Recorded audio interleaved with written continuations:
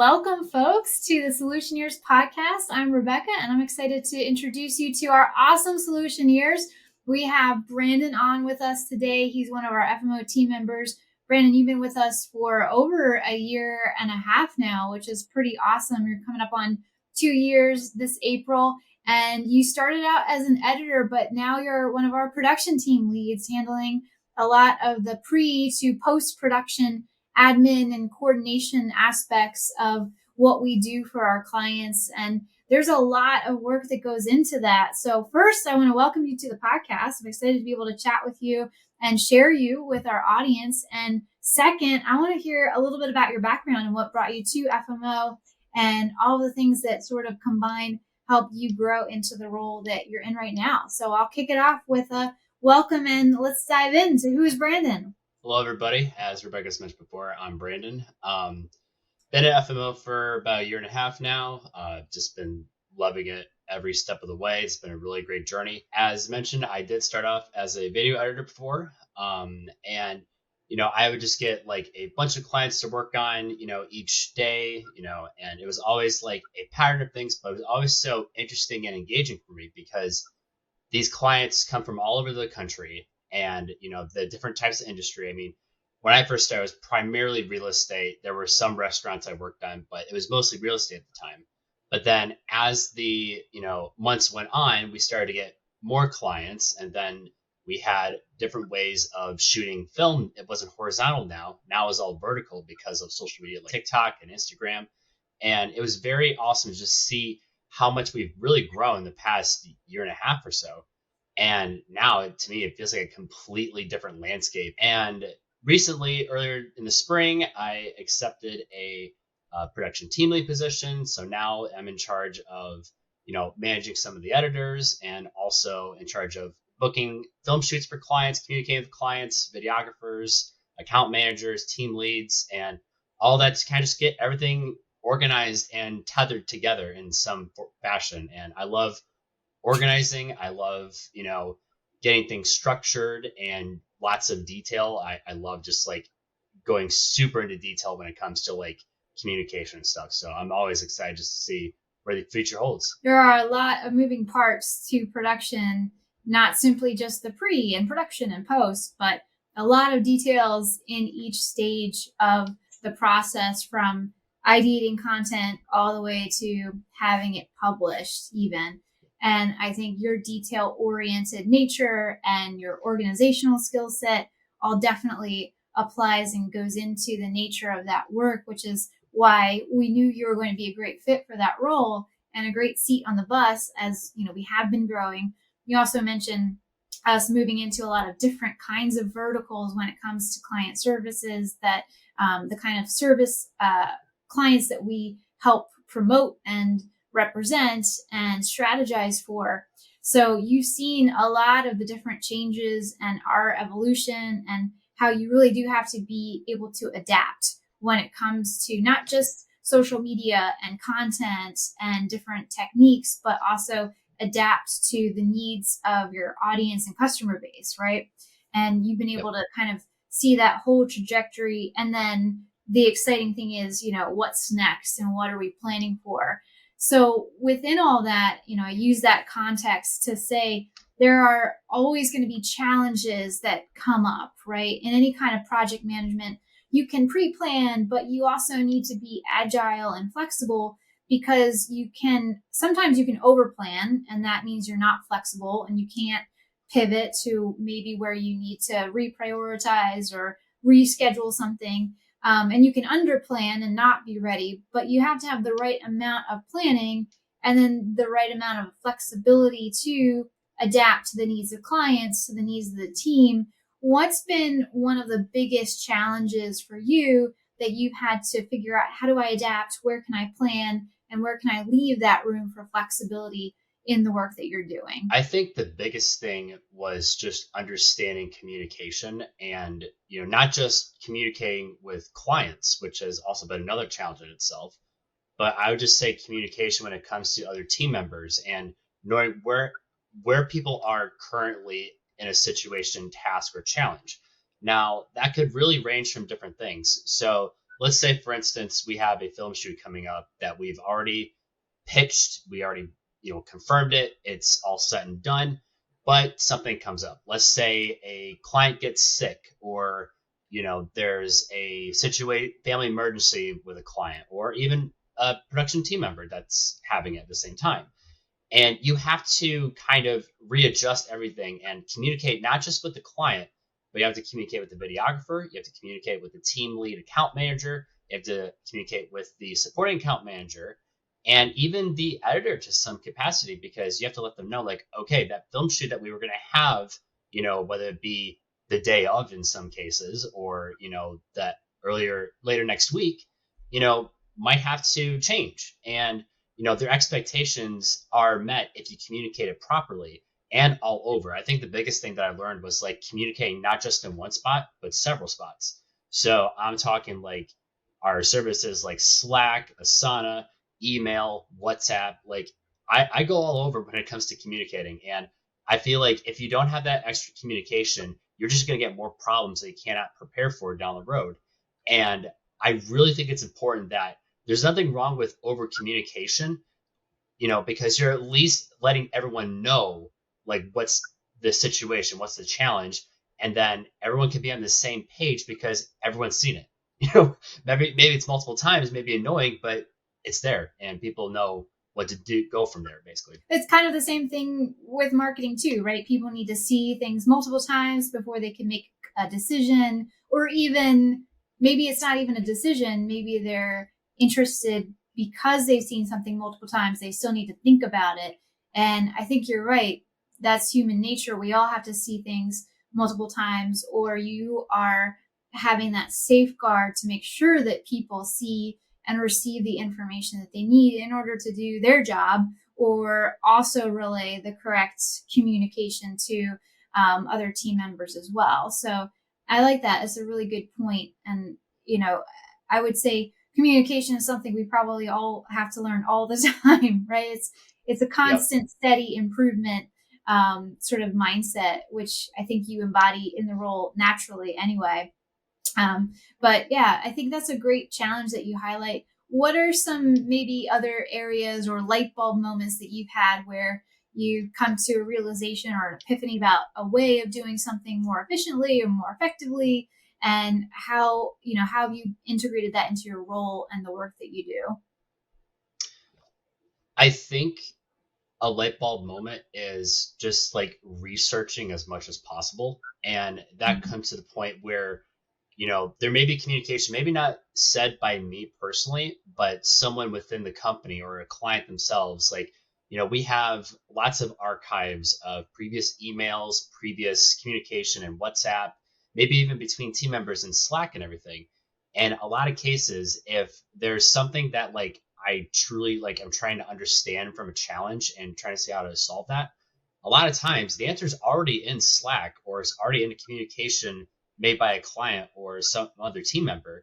You just gotta have to dig for it, and I feel like a lot of cases I've, solved a lot of problems based on, something that someone said beforehand, or even myself in some regard. Yeah, it's the resourcefulness that I think you bring to the table, right? Because the communication might be there, but rather than letting something hold you up, you're able to go out and seek and find it for yourself, which I think is really great and speaks a little bit to our team dynamic. I think everybody on our team is resourceful, and that's why you guys are solutioneers. You're out finding solutions to challenges and anything that might come up in a normal office setting, but we're not normal, we're remote, right? So talk a little bit about how do you manage yourself as a remote team player? How do you navigate that? I know that, it's a privilege to be able to work remote. Not everybody has that privilege, but it can also still be a challenge for people because they might crave that office environment too. So where do you fall on the remote spectrum of loving it, accepting it? What have been your kind of solutions to being able to operate that way? Well, I'll just straight up say that I love the remote environment because I feel like I thrive in it. But I feel like it's important to note that I wouldn't have thrived in as much if I wasn't already like a team player in my previous occupations before. And I already had this mindset of like getting people together and getting stuff done. And I kind of already put it beforehand where like I love puzzles, like just like as a, you know, a personal thing. I love finishing a puzzle piece, but I kind of apply that to work as well.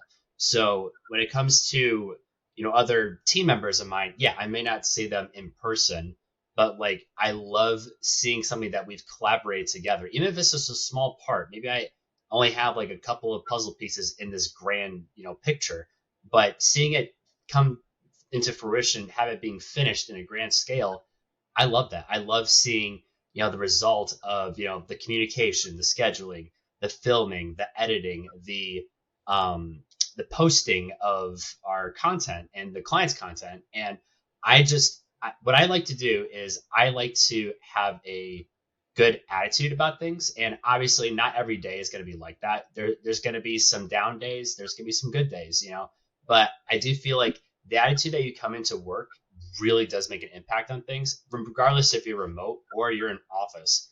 And I think that if you have a mindset of, okay, I'm going to do my absolute best that I can each and every day, and I want to help build up people because, you know, I want them to also build me up in some ways as well. You know, because like I feel like all of us in our company, we want everyone to succeed. There isn't like a race to the finish line, like, oh, I'm going to get to this before you do, or, you know, I'm going to be better at this than you are. I feel like we have a really good environment of people wanting to help each other out, even if it's in bigger ways or smaller ways. I really feel like a lot of the people in production, in accounting, in sales, and like whatever, like account managers, everybody, I feel like has a good attitude about things. I think that really does help out me personally with the type of work that I put into it. And I just want to spread goodness overall. Like that's just a life motto of mine. Is just I want to spread good and be good. I love that, Brandon. I think that's admirable. Something that we should all strive for too. I agree. I think our team is really great at supporting each other and not simply, like you said, it's not a competition, but it really is collaboration. How do we all help each other get to the finish line together? So yeah, I agree with that. Tell me a little bit about, you know, tell our audiences, because I see the work that you do, but there's a lot that goes on behind the scenes when it comes to preparing just for a film shoot alone, let alone the actual editing process.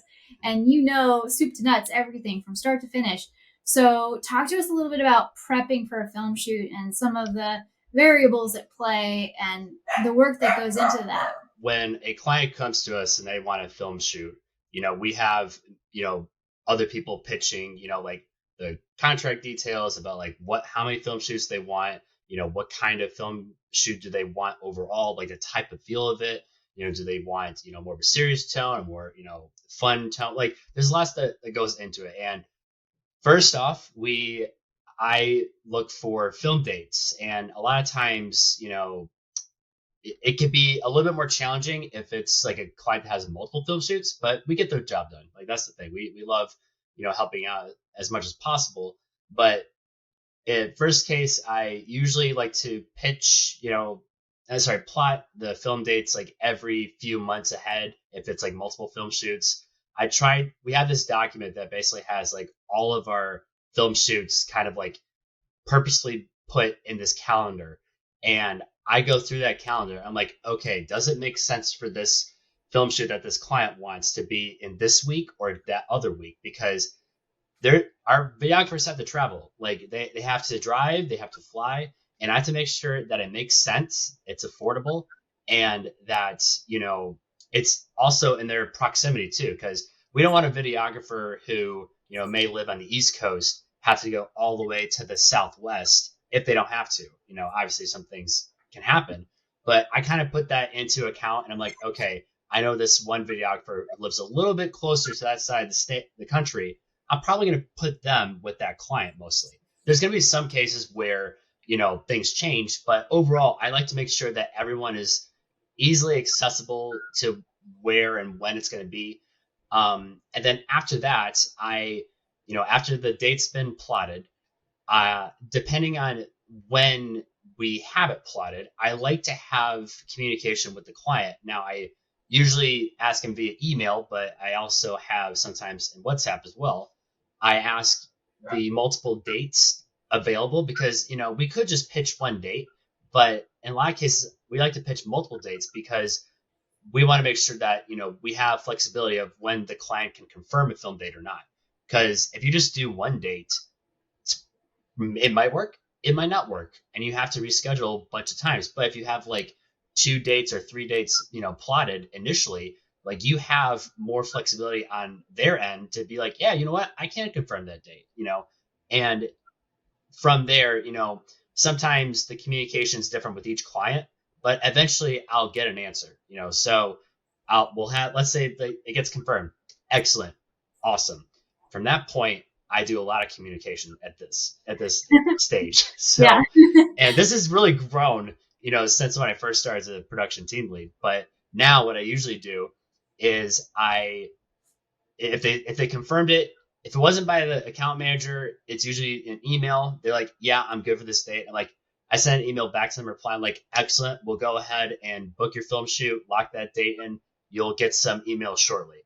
And from there, I craft 3 individual emails. The first one is about the film confirmation. So like, this is like details of the film shoot, the location, the people, the dates that are involved, the time frame, the videographer, the film agenda on one email.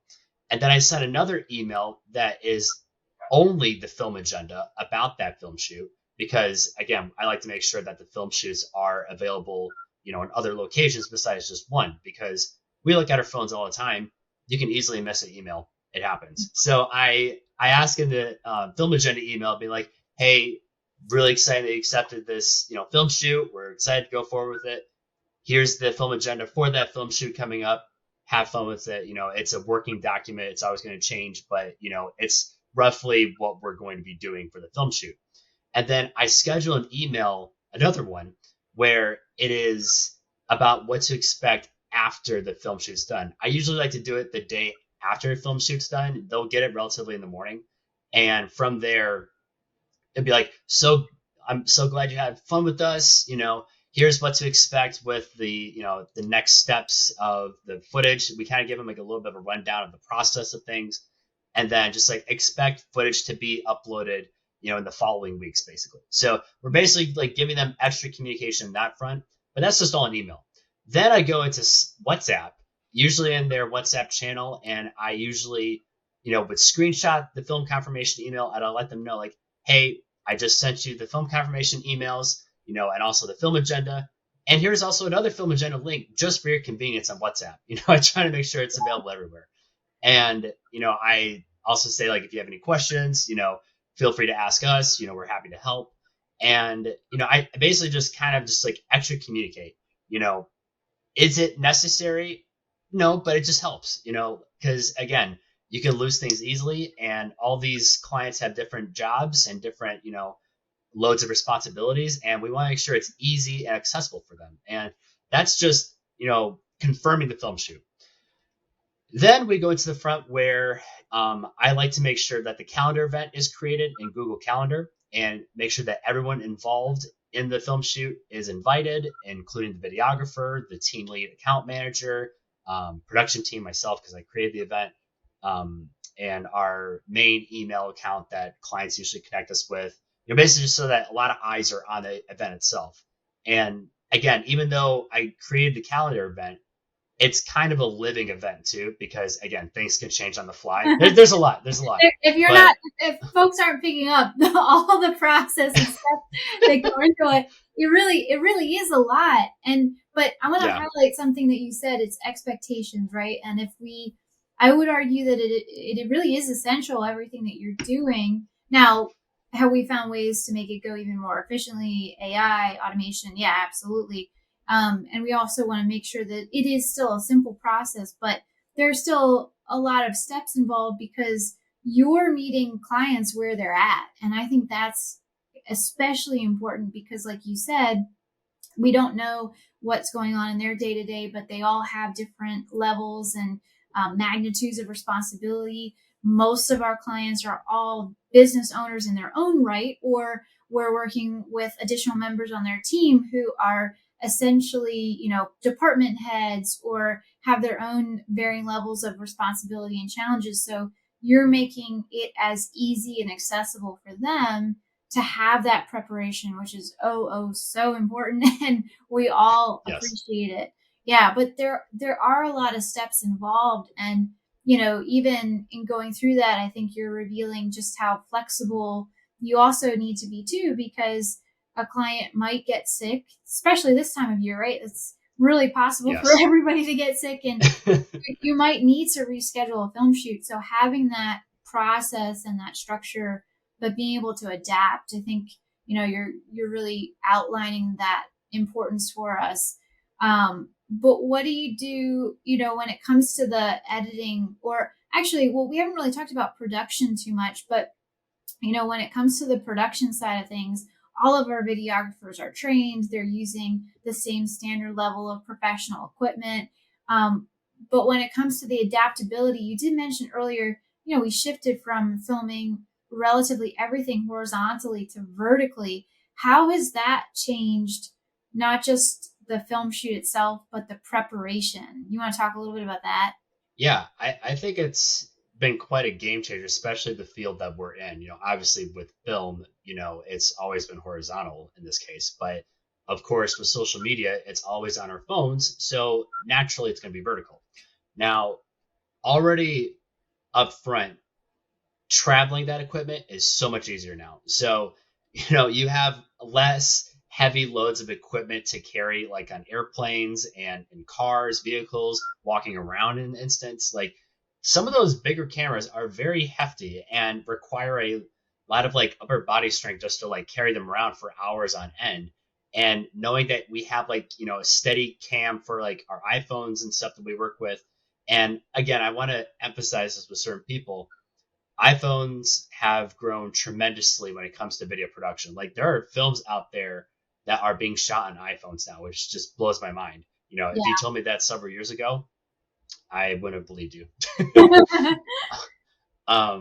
But as far as like that goes, though, with vertical production, the way that we film things is different now because, beforehand, we didn't really have to think too much about like, we call them covers, but like, let's say like for thumbnails for videos and everything, we want something that grabs your attention. And like, we're very self-aware of like the framing of how a video starts. We're very intentional about like what's being said, what's being filmed overall. And so on production, we've already planned with the client and also with our own production team about how we're going to film something, how we're going to shoot this specific video, off of the many videos you get on a film shoot. So because of that, we're able to intentionally film the way we want to because we know it's going to be vertical. Now, if it was horizontal, sure, we can make that vertical, but the scaling would not match well, and the quality of it would go down because we're taking something and making it bigger, even though like the quality of it's going to be smaller. So in this instance, we already eliminated that process by shooting vertically because that's just how it's going to be edited. Is it's going to be edited vertically and shot vertically. It's all seamless, and you may have to scale in every now and then, but for the most part, it's kind of just already done for you in that way, and it just makes things easier. And I also, with the iPhones that we have now, the color correction that we have currently with it is fantastic. Now with editors, we don't really have to color correct as much anymore. I mean, sometimes we may have to boost it a little bit overall. Like lighting changes everything. It's not going to be the same location each time. We're not just doing the same office building always. We're shooting outside. We're shooting, at someone's house, maybe at the office, maybe at a park or something. And like lighting changes always, but overall that color looks fantastic. And before we decided to shoot with our iPhones, we had the DSLR cameras to work with, and we spent so much time color correcting our footage to make sure it looked good. And I think for the most part, yeah, sure, it looked good in the end back then, but that time, meaning that the videos that we would be editing would take longer to send out, which means, the expectations of that client are going to be like, wow, it's taking a long time for my videos to come out. Where are my videos at? But because we're shooting with iPhones now that already have that color correction done from the get-go, we already eliminated weeks of time already because of the fact that we got rid of that color correction step that we would have with every piece of footage in that film shoot. And it just makes things flow so much more better overall.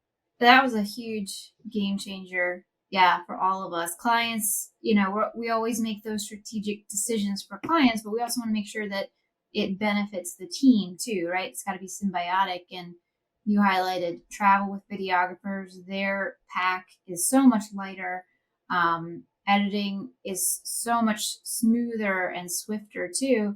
And we're creating content that the platform wants as well. I remember back before we even officially moved to shooting vertically, we were still seeing that there was a lot of content, like folks like Gary Vee are filming on their own iPhones, and the quality was really poor because this was before iPhone 10 came out, and we had the upgrades to 4K and different lenses, but even prior to the iPhone enhancing its own quality, the content that was being put out, as long as it's value driven, it doesn't really matter so much the production quality. Now, production quality is still important to us. We still want that professional production standard, but we're able to capture that now on the iPhone like never before. And now it's been able to contribute to the efficiency and effectiveness of the whole entire production team, which, I think you summed up and described really well.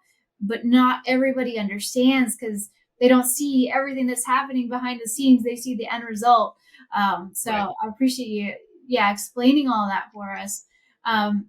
When it comes to the equipment itself, what would you say is one piece of equipment that, as an editor or even, as a production team lead, it could be a platform or some sort of app. What do you think is one of the biggest tools that you use that's been most helpful or most important for you? I think overall, like as an editor, what's really valuable is like the stock libraries that we have. So like stock videos, stock music, photos, like you name it, there has been like a game changer when it comes to like creating content that normally isn't there. However, recently we've been more involved with AI when it comes to our, programs and such. And a lot of cases, we've kind of like dipped our toes into creating content when there is no content to begin with. And we're still experimenting with a few things now, but it's been such a trip just to see the progress we made with that overall. And I'm excited to see where we go from there. But as far as the production team lead, like apps, I think I love ChatGPT and I love Grammarly. Grammarly is my best friend. I don't know where I would be without Grammarly. That's for sure. Because like I use ChatGPT every now and then, but Grammarly, I would not survive in this field if it wasn't for that. I think that's most of us. And I love ChatGPT too. It's great for providing the inspiration, and I love using, Chat for structuring or organizing thoughts and ideas that we have originally, if you will, and being able to use Chat to help it structure that, which I think you guys Absolutely. did a really great job of, how are you leveraging the technology? Because there still needs to be the human element to everything, right? Chat can't be creative in the same way that a human can, and there needs to be that human management and maintenance. But using and leveraging these tools in the way that they work best, it's been incredible to see the efficiency and the innovation that you all have been able to bring to the table. I know there's more to come, so we can't really talk about it. Yeah. Just yet. I'm sure people will see it. Yeah. I was also going to say there was just like a prime example of like using ChatGPT in a positive way. And I know there's been some scares with AI overall when it comes to like how much human involvement is there and everything. And in a lot of cases, at least the ways I've used AI, let's say, for example, there's like a client that has a restaurant and, we making their film agenda ideas and, they're like, hey, let's look at their menu. There's like 80 plus items on that menu. And you're thinking like, man, it's going to take me forever to put this in bullet point form and, all of that. And I remember there was one time where we actually used ChatGPT and we're like, hey, ChatGPT, can you please structure this into like separate like film ideas for all these items on the menu? Like I was very specific on like what I was saying overall, and it just did it within like 30 seconds, I think at most, and like all those 80 items were now condensed in bullet point form and like had some like film ideas with it, and like again, that was just basically saving me time. It wasn't necessarily like the human involvement was still there. It was more of just like, okay, if I can make this easier for myself and cut down the time, I'm going to do that. Like that's just going to be the simple option.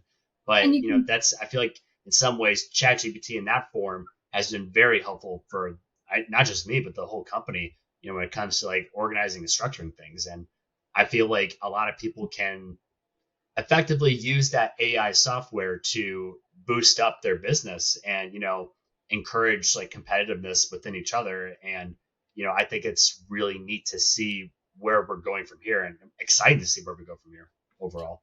I agree. I think we all know everybody's working hard, but it's working smart at the same time too, right? And kind of to your point that I think you're maybe making as well, we can do more with our clients and with our ideas and with our creativity because we have the tools to help speed up some of the tedious tasks. We all probably don't love working in an Excel document, but I kind of do, I guess, a little bit. But, if we can find a formula to help make that document be put together faster, or, help create some additional ideas that you can then fine tune and edit. Yeah, why not? Right? Why not use those tools? Because everybody else should be and is. And to your other point, it develops that challenge helps develop us into bigger, better team and better service for our clients overall too. But yeah, it's really what you put in is what you get out of any kind of tool or system or work. So I think that's a really good example and look ahead for all of us, because who knows what's going to be in store, but we're on that same track of innovation with it and leveraging it. So I'm excited to see as well where we go with that. Absolutely. When it comes to being able to like speak to clients and what you wish they knew, or how you want them to prepare for a film shoot, Brandon, what would you say to them, or what kind of advice would you give to them with anything regarding content creation or production process as a whole? Oh, I've been waiting for this question. This is usually everyone's favorite question. Well, I think my answer might be a little unexpected, but I think the one thing I wish that they prep with is just to have fun with the film shoot. Like I know each client, they come into the film shoot with, again, different attitudes, different day, but it shows. Like if you were going into this, with your team lead AM account manager, or you're going to this, with the videographer already contacting you, if you trust their, guidelines and you trust the videographer, especially because we have a great team of production people that help guide our clients, say the right things that they want to have filmed. But, you got to have that energy in there. You got to have that enthusiasm. And like, you may be nervous and everything. That's why we have like the warm up stuff to kind of like get you going, get the blood flowing and everything. But, I feel like if you go into it like, oh, you know what, this is great. We're taking the whole day that isn't just, my own work. I'm going to be filming stuff with FMO Media. It's going to be really cool. I'm going to be able to be passionate about the things I work with, talk about the people that I help, and, show off what I can create for others. And like, if you have that passion in there and that excitement, it shows. And that energy is very engaging to viewers out there. And like when they scroll past on social media and they're seeing someone fired up, because like, you have like influencers out there, you have, tech giants that have like immense energy for what they do. They know, because they know that if you have energy, it really does make it more engaging overall. And I'm not saying to like, drink 5 monsters before a film shoot. Don't do that. Like that's a bad idea. But, if you're like, you know what, I'm going into this, I'm going to, have fun with it. I'm going to talk about things I love and showcase this. Like it really does show, like your passion shows there. And, it's fun for the editor for one thing. Like I love when I have a very engaging client and they do some fun shoots, like I can make it more exciting. And like, yes, we can make content sometimes and you may not have that energy. We can still make it exciting, but that extra little spice from the client's end, if they're having that a little bit of excitement in there, it makes a huge difference overall. Like I can just tell you the amount of clients that I've edited over the years, and like just seeing just the different levels of excitement in the film shoot, it's noticeable. So I guess just, take that film shoot day or days, depending on the film process we have, and just going into it with a fun, exciting attitude, and you may be surprised with the outcome overall. I love it. I think that's great advice. Have fun with it. Definitely. Is there a particular challenge that you faced recently that you came up with a solution for, and you're really proud and excited for how that solution helped smooth over the challenge and come to a resolution or get to an answer for yourself, the team? Yeah. I think the biggest challenge that I've had, I'm still growing within this, is communicating with clients. And it all started as a, upward slope. And, as I started as a production team lead, it first started with like, emails. It started with emails.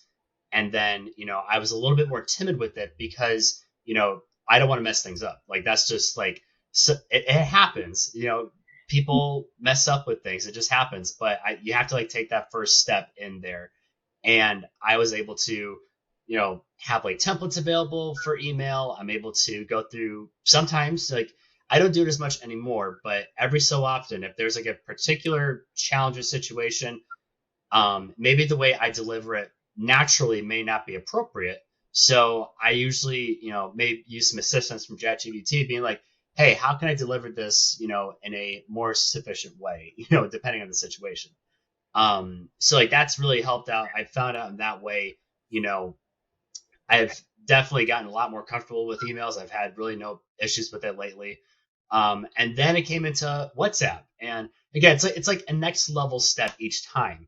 And again, this was a little bit more personal than emails. So again, it's, some comfort areas had to be broken in order for me to, get the message across with clients.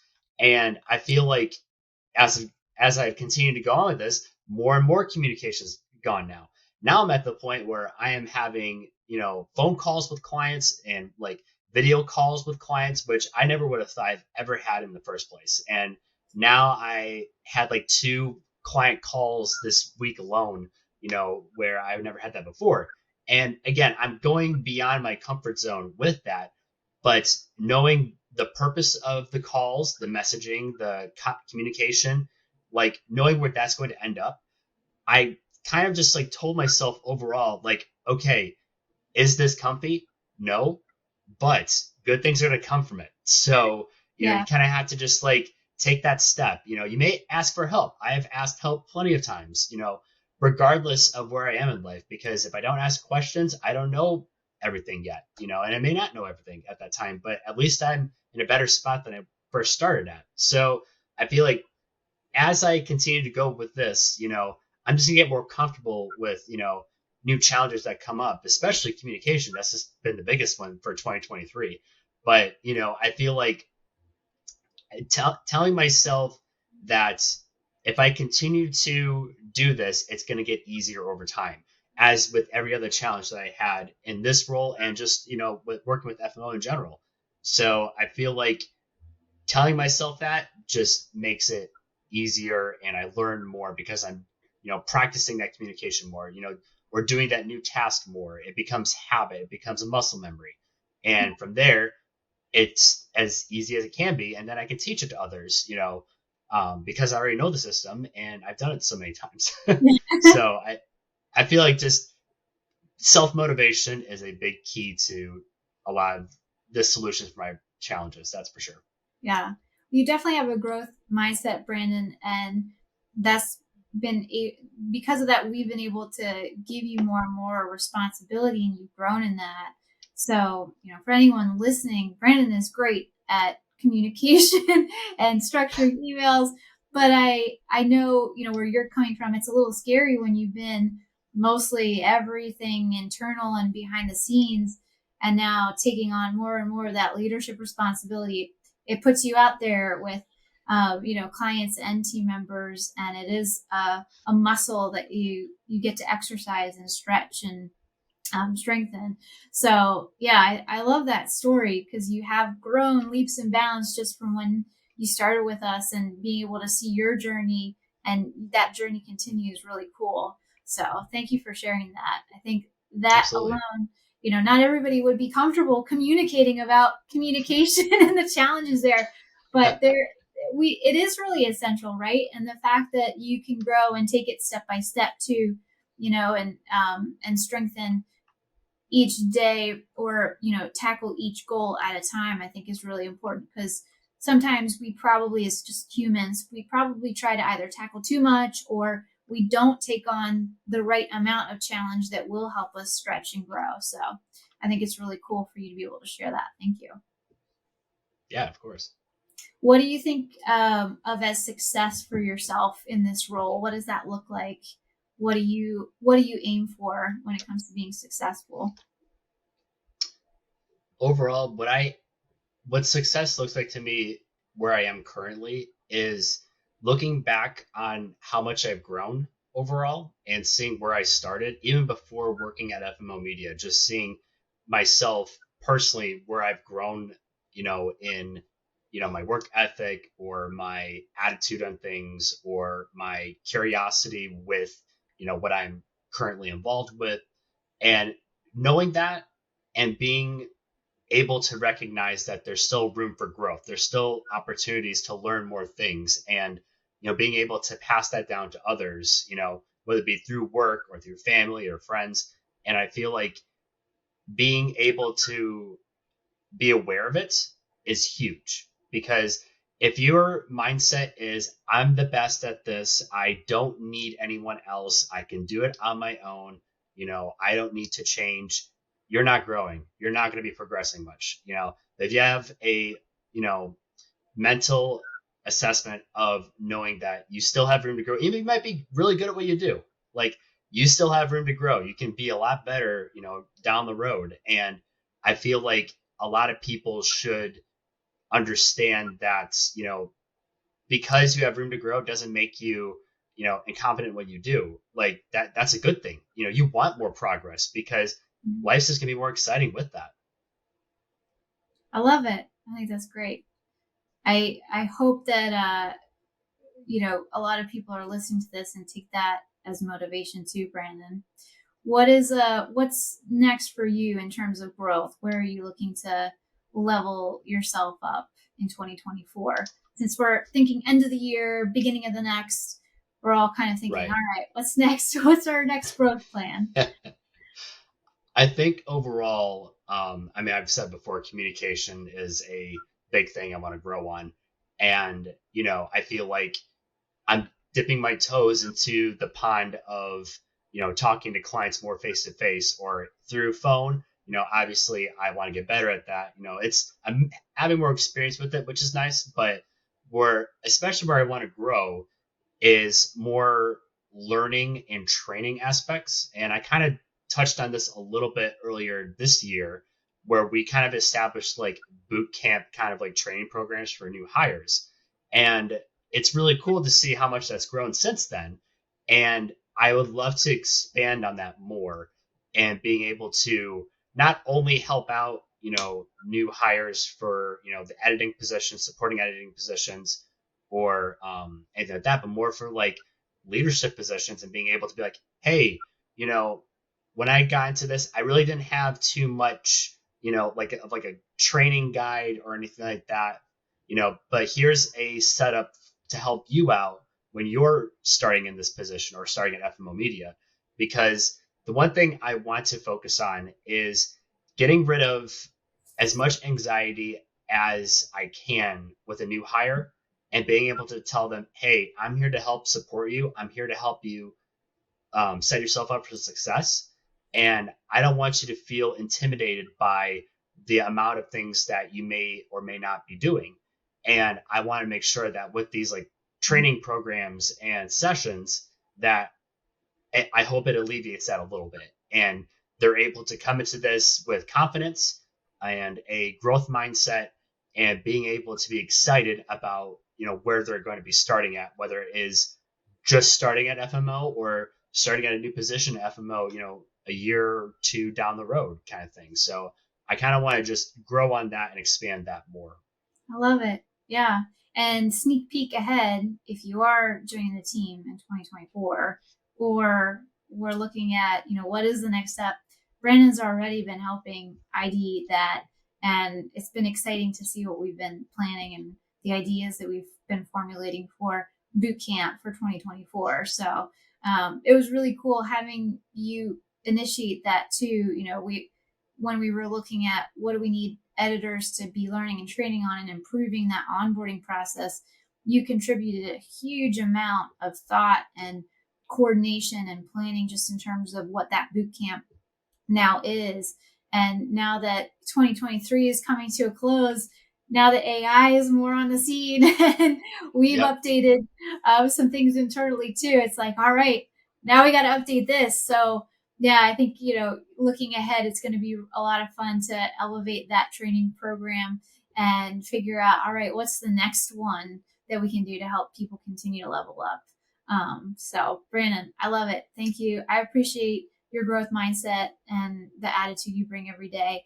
The detail-oriented nature that you have is definitely essential for not just, this role, but the kind of leadership that you're doing with our team. So thank you. And I hope everybody can, take a little bit of advice that you shared with us today and just excitement, whether they're looking at a film shoot or maybe looking to join our team or work with us in some capacity. I think you embodied a lot of our FMO values and spirit. So thank you for that. And thank you for sharing your solutions too, because no matter what we're doing in life, we all have to figure out a solution, right? And the resourcefulness that you embody and that you describe, that's pivotal and key in being able to be a solutioneer. So thank you so much. Thank you for being on.